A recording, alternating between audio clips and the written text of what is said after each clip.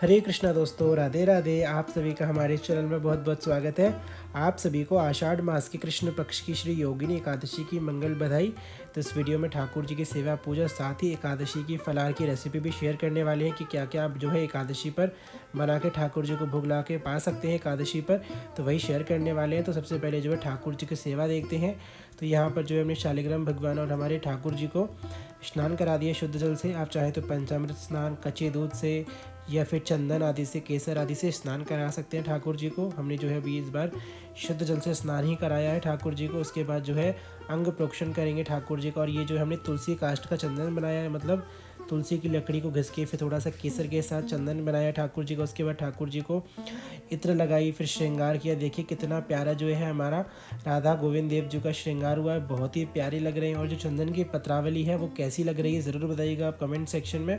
इस बार जो है हर बार वैसे कुछ अलग ही होता है, ठाकुर जी का श्रृंगार हटके ही होता है, पर देखिए हर बार ठाकुर जी अपना रूप कितना अद्भुत देते हैं। मतलब कभी तो हमें लगता है कि पता नहीं ये श्रृंगार हम ही करते हैं या कोई और करता है, क्योंकि सच में ठाकुर जी का जो रूप आता है श्रृंगार के बाद वो बहुत ही अकल्पनीय होता है।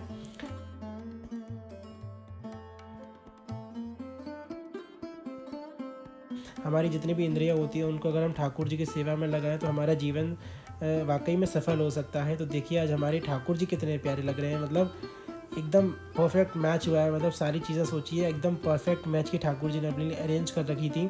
तो बहुत ही सुंदर हमारे ठाकुर जी का श्रृंगार हुआ है। शालिग्राम भगवान सभी के दर्शन कर लीजिए आप। और फिर जो है ठाकुर जी की हम धूप उतारेंगे, क्योंकि श्रृंगार के बाद सर्वप्रथम जो है ठाकुर जी की धूप उतारी जाती है, जिससे ठाकुर जी को नज़र नहीं लगती है और धूप का भाव नज़र उतारना ही होता है। तो बस ठाकुर जी की यहाँ पर धूप उतारेंगे। अगर आपके पास स्टिक, धूप की स्टिक है तो बहुत अच्छा है, नहीं तो फिर आप जो है गाय के गोबर के उपले पर दशांग धूप पाउडर या फिर थोड़ा सा गुग्गल और खस चंदन आदि की धूप भी बना के ठाकुर जी को धूप आरती कर सकते हैं। उसके बाद जो है ठाकुर जी को दिखाते हैं दर्पण। दर्पण दिखाते हैं ठाकुर जी को, जिससे ठाकुर जी भी तो देखें कि हमने उनका श्रृंगार कैसा किया है। क्योंकि हम तो अपने हिसाब से अच्छा ही करते हैं, पर ठाकुर जी के तो देखिए वो तो राजाधिराज है। क्या कहें, बस कुछ कहने के लिए शब्द नहीं होते हैं। ठाकुर जी को आशा होते हैं बस ठाकुर जी को श्रृंगार पसंद है, ठाकुर जी कभी मुस्कुरा भी दें शीशे में देख के, जिससे हमें भी लगे कि हाँ चलो आज ठाकुर जी को हमारे हाथ द्वारा श्रृंगार किया वो पसंद आया है। उसके बस ठाकुर जी की जो है मंगल आरती करेंगे। इससे पहले जो हमने कथा कर लिया एकादशी की, हर एकादशी की कथा होती है तो वो एकादशी की कथा कर लेते हैं। उसके बाद जो है ठाकुर जी की आरती करते हैं। उसके बाद फिर जो है ठाकुर जी के आगे की भोग सेवा की जो विधि होती है वो करते हैं। तो आप सभी लोग आरती के आनंद लीजिए।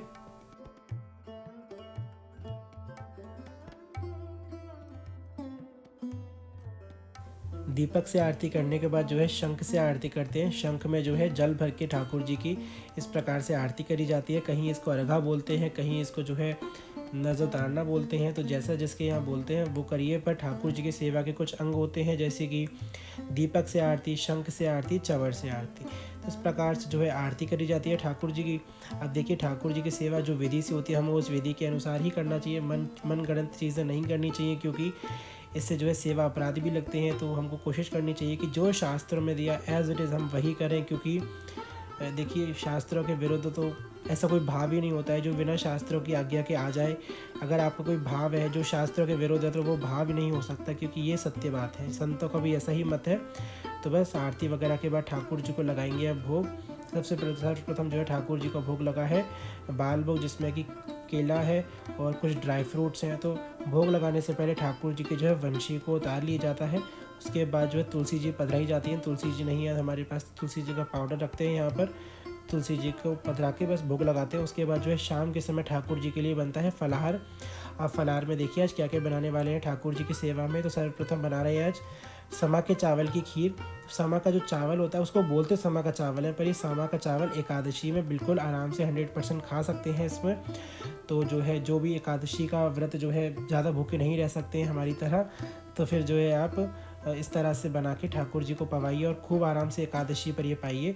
तो इसमें जो है हमने केसर का पानी डाला था और साथ ही हमने चावल डाले हैं समा के। तो जब तक वो उबलेंगे जब तक जो है हम आटा लगा लेते हैं, क्योंकि बनाने वाले हम पराठे कोटो के और सिंघाड़ा मिक्स। इसमें जो है अब राजगिरा, कोटो, सिंघाड़ा ये सब चीज़ें मिक्स कर सकते हैं, पर हमने जो है कोटो और सिंघाड़े दोनों चीज़ें मिक्स करी हैं। साथ ही एक आलू कस लिया है कद्दूकस से।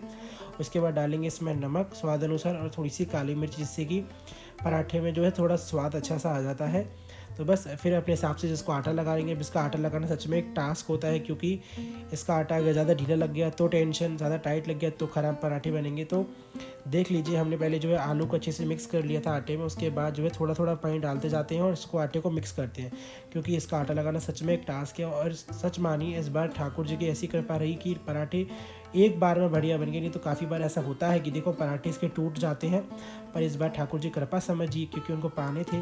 तो बस उसके बाद हमने जो है आलू की सब्ज़ी के लिए आलू काटे। और ये तो हम हर बार शेयर करते ही हैं आपके साथ कि आलू की सब्ज़ी कैसे बनाते हैं। तो एक कढ़ाई में सबसे पहले घी लीजिए। घी यूज़ नहीं करना चाहते हैं तो मूंगफली का तेल आता है वो यूज़ कर सकते हैं, वो आराम से जो है एकादशी के फास्ट में खा सकते हैं।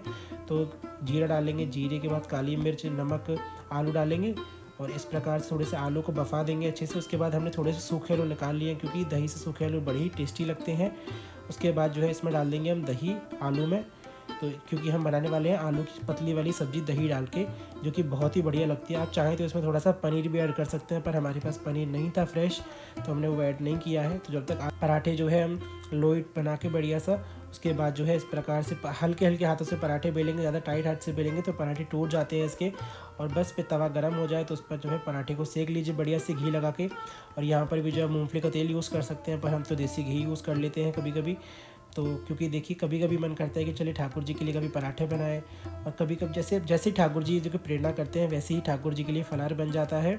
तो बस इस बार मन किया कि ठाकुर जी को चलो पराठा सब्जी पवाई जाए एकादशी पर, क्योंकि पिछली एकादशी तो भाई सब जानते हैं कि निर्जल एकादशी थी। तो बस कैसे कह करके ठाकुर जी कृपा से हो ही गई। तो बस इस प्रकार जो है ठाकुर जी के लिए पराठा हमने बना लिया है। अब जो है हम देख लेते हैं कि हमारी सब्ज़ी भी बढ़िया से उबल चुकी है। देखिए कितना बढ़िया से कलर आया है। इसमें आप चाहें तो पनीर ऐड करिए, बहुत अच्छा टेस्ट आता है आलू पनीर की सब्ज़ी का। साथ ही जो है खीर में ड्राई फ्रूट्स डाल देते हैं, क्योंकि देखिए ठाकुर जी की जो खीर होती है ना, उसमें थोड़ा सा केसर, थोड़ा सा ड्राई फ्रूट्स डालिए ना, ठाकुर जी बड़ी प्रेम से आरोगते हैं। क्योंकि जब हम भगवान की भक्ति करते हैं ना, तो हमको भगवान के सुख का सोचना चाहिए। यही भक्ति की सर्वप्रथम स्टार्टिंग होती है। जब हम सोचने लगते हैं ना कि भगवान को इसमें सुख मिलेगा, तो सोचिए कि मतलब भगवान ने आपको एक बहुत सौभाग्यशाली हैं अगर आप ये सोच सकते हैं तो। क्योंकि भगवान के सुख का हर कोई नहीं सोचता है, हर कोई अपने सुख का सोचता है। बस यही जीवन में अंतर होता है भक्ति ना करने वाले और करने वाले के बीच में। तो देखिए सब्जी थोड़ी सी फैल गई, पर चलिए कोई बात नहीं, क्योंकि हमारे यहाँ तो ठाकुर जी तो ये चीज़ नहीं देखते ना। ठाकुर जी तो बस प्रेम देखते हैं कि हमने किस प्रेम से ठाकुर जी के लिए भोग बनाया है और उनको पवा रहे हैं। उसके बाद सब थाली लगा लिए ठाकुर जी के लिए जो भी हमने बनाया था आज। जैसे दही रखा है, इसमें खीर है, आलू की दोनों तरह की सब्जी है और पराठा है हमारा। तो चलिए इसको ठाकुर जी के लिए पास ले चलते हैं और प्रेम से जो है ठाकुर जी को इसको पवाएंगे। अब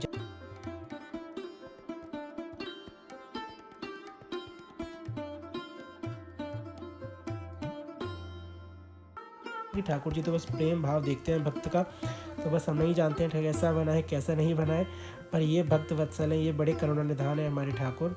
तो बस अब फिर से जो है इनकी वंशी जो उतार लेंगे, क्योंकि अभी संध्या आरती हुई थी ना, तो वंशी ठाकुर जी को धरा दी थी। अब जो है भोग लगेगा ठाकुर जी का। तो देखिए इस प्रकार से तुलसी जी जो होती हैं, कनाडा में हम इसको इस प्रकार से यूज़ करते हैं, क्योंकि यहाँ पर तुलसी जी उगती भी नहीं है, क्योंकि वेदर आप जानते हैं ठंड का बहुत मौसम रहता है यहाँ पर। तो बस इस प्रकार से जो है तुलसी जी इसमें डाल देते हैं, जिससे कि लगता है कि चलो तुलसी जी पधर गई है भोग में। अब ठाकुर जी भोग पवाएंगे और भोग लगने के बाद जो है गरुड़ घंटी से इस प्रकार से करके फिर जो है ठाकुर जी को आचमन कराते हैं। 5 बार आचमन करा के फिर जो है 2 बार भगवान के मुख धुलाते हैं और हाथ धुलाते हैं इस प्रकार से। फिर एक जो है आप सूती कपड़े का रुमाल ले सकते हैं, फिर ठाकुर जी का भाव से मुख पोंछा जाता है। ये जो है सूक्ष्म विधि होती है ठाकुर जी को भोग लगाने की। कभी आप लोग कहेंगे तो एक स्पेशल वीडियो बना देंगे कि ठाकुर जी के भोग कैसे पवाया जाए प्रॉपर विधि के साथ। तो बस इस प्रकार से जो है बड़ी ही आसानी से ठाकुर जी को भोग लग गया। अब ये जो है सारा अमृत हो चुका है, प्रसाद हो चुका है। सभी लोग इसको प्रेम से पाइए, क्योंकि ठाकुर जी के प्रसाद पाने से हमारा अंतःकरण शुद्ध होता है और हमको हमेशा ठाकुर जी को भोग लगा के ही पाना चाहिए। और एकादशी का व्रत सभी को ज़रूर करना चाहिए। तो कैसा लगा आपको ब्लॉग आज का, ज़रूर बताइएगा दोस्तों कमेंट सेक्शन में। फिर मिलेंगे, तब तक के लिए जय श्री कृष्णा, राधे राधे।